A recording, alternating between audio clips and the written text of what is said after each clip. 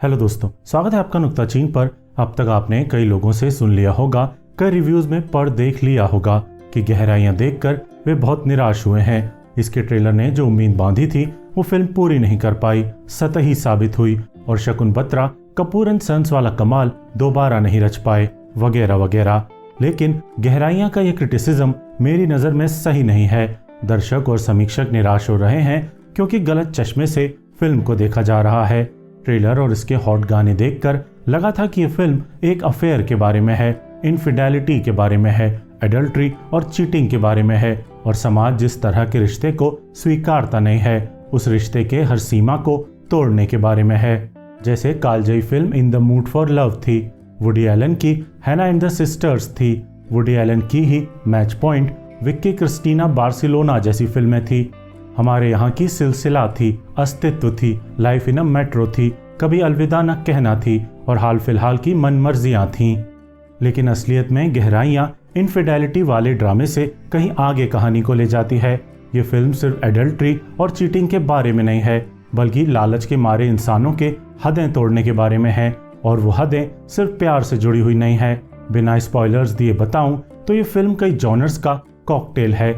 ये कभी passionate romance के बारे में है, कभी ये कॉर्पोरेट थ्रिलर बन जाती है, कभी पारिवारिक रहस्यों की दास्तान आखिर तक छिपाए रखने वाली डोमेस्टिक नोआर साबित होती है।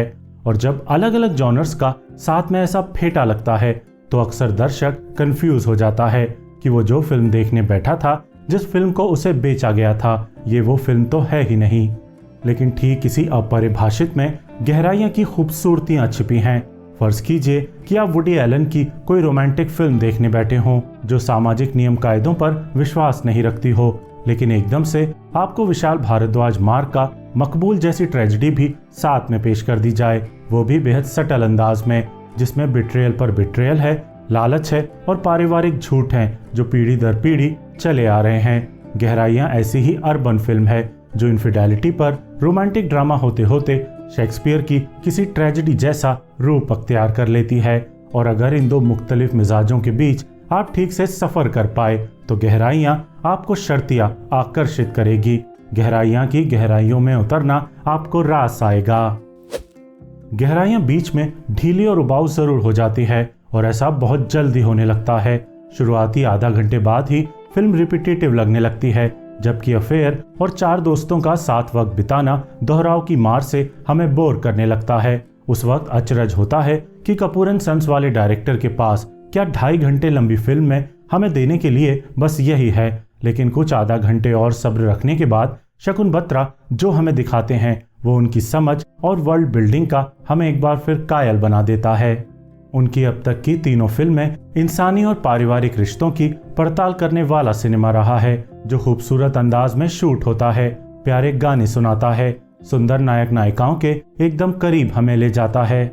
लेकिन बॉलीवुड की ये सारी अय्यारियां करने के साथ साथ हमें प्रोग्रेसिव और अलहदा कहानियां भी सुनाता है। शकुन बत्रा गहराइयां में उसी तरह का केओस तो रचते ही हैं जो अपनी पिछली 2 फिल्मों में हमें दिखा चुके हैं।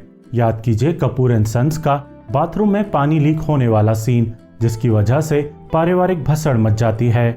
गहराइयां में भी आपको ऐसे छोटे मगर काबिल केओटिक सीन कई मिलेंगे, लेकिन साथ ही इस बार वे अपने पुराने कामों से आगे निकलकर रिश्तों की पड़ताल करते वक्त गहरे अंधेरों में भी उतरते हैं। और इसीलिए इस फिल्म का नाम गहराइयां है भी।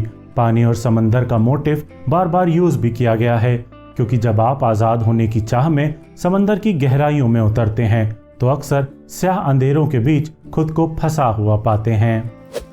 फिल्म के बारे में अगर ज्यादा गहराई से बात करूंगा तो बेतहाशा स्पॉयलर्स हो जाएंगे।